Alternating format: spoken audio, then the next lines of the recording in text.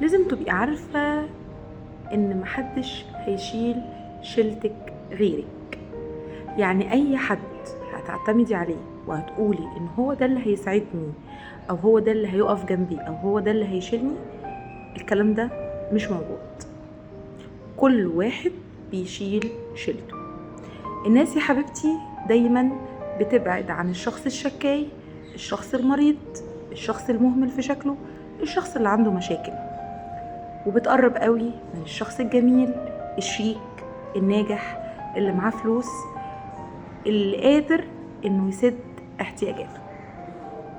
لازم كمان تبقي عارفة ان اي حد هيقف جنبك او هيعملك حاجة هيعمل حاجة من الاتنين، يا اما هيبقى منتظر منك انك تردها له، يا اما هيعايرك بيها في وقت مشكلة. فاوعي تستني حاجة من حد. استثمارك يكون في نفسك.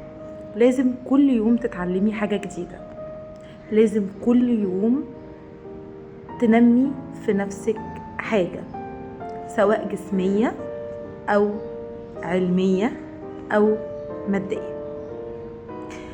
خليكي واقفة على رجلك لغاية آخر يوم في عمرك، عشان ده اللي هينفعك، ده اللي هيشيلك.